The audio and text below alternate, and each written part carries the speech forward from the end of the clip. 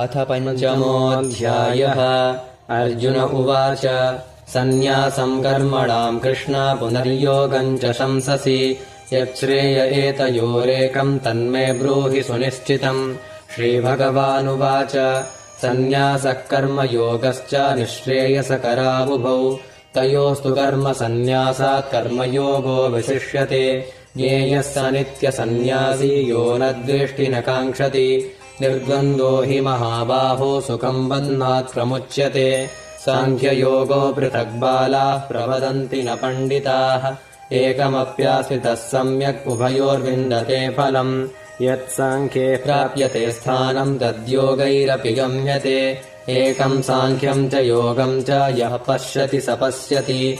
सन्न्यासस्तु महाबाहो दुःखमाप्तुमयोगतः योगयुक्तो मुनिर्ब्रह्मा न चिरेणाधिगच्छति। योगयुक्तो विशुद्धात्मा विजितात्मा जितेन्द्रियः सर्वभूतात्मभूतात्मा कुर्वन्नपि न लिप्यते। नैव किञ्चित् करोमीति युक्तो मन्येत तत्त्ववित्। पश्यन् शृण्वन् स्पृशन् जिघ्रन् हस्नन् गच्छन् स्वपन् स्वसन् प्रलभन् विसृजन् गृह्णन् विशन्निमिषन्नपि इन्द्रियाणीन्द्रियार्थेषु वर्तन्त इति धारयन्।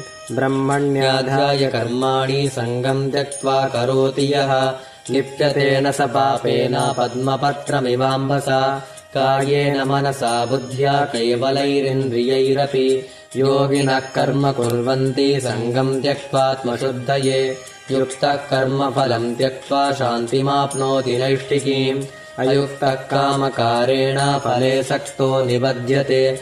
सर्वकर्माणि मनसा सन्न्यस्यास्ते सुखम् वसि नवद्वारे पुरे देहि नैव कुर्वन्न कारयन्। न कर्तृत्वम् न कर्माणि लोकस्य सृजति प्रभुः न कर्मफलसंयोगम् स्वभावस्तु प्रवर्तते। नादत्ते कस्यचित् पापम् न चैव सुकृतम् विभुः अज्ञानेनावृतम् ज्ञानम् तेन मुह्यन्ति जन्तवः।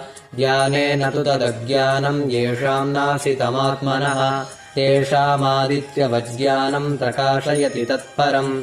तद्बुद्धयस्तदात्मानस्तन्निष्ठा तत्परायणाः गच्छन्त्य पुनरावृत्तिम् ज्ञाननिर्धूतकल्मषाः।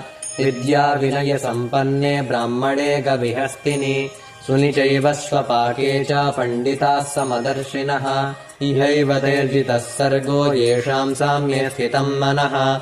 निर्दोषम् हि समम् ब्रह्म तस्मात् ब्रह्मणि ते स्थिताः। न प्रहिष्येत् प्रियम् प्राप्य नोद्विजेत् प्राप्य च प्रियम्। स्थिरबुद्धिरसम्मूढो ब्रह्मविद्ब्रह्मणि स्थितः। बाह्यस्पर्शे स्वसक्तात्मा विन्दत्यात्मनि यत्सुखम् स ब्रह्मयोगयुक्तात्मा सुखमक्षयमश्नुते। ये हि संस्पर्शजा भोगा दुःखयोनय एव ते। आद्यन्तवन्तः कौन्तेय न तेषु रमते बुधः शक्नोतीहैव यः सोढुम् प्राक्शरीरविमोक्षणात्। कामक्रोधोद्भवम् वेगम् स युक्तः स सुखी नरः। योऽन्तः सुखोऽन्तरारामस्तथान्तर्ज्योतिरेव यः स योगी ब्रह्मनिर्वाणम् ब्रह्मभूतोऽधिगच्छति। लभन्ते ब्रह्मनिर्वाणमृषयक्षीणकल्मषाः छिन्नद्वैधायतात्मानः सर्वभूतहिते रताः।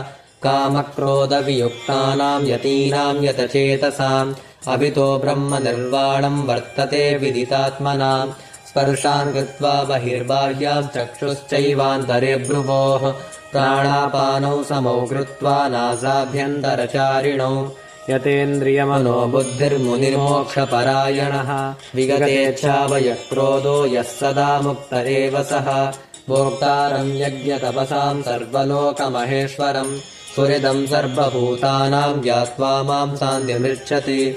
ॐ तत्सदिति श्रीमद्भगवद्गीतासु उपनिषत्सु ब्रह्मविद्यायाम् योगशास्त्रे श्रीकृष्णार्जुनसंवादे कर्मसन्न्यासयोगो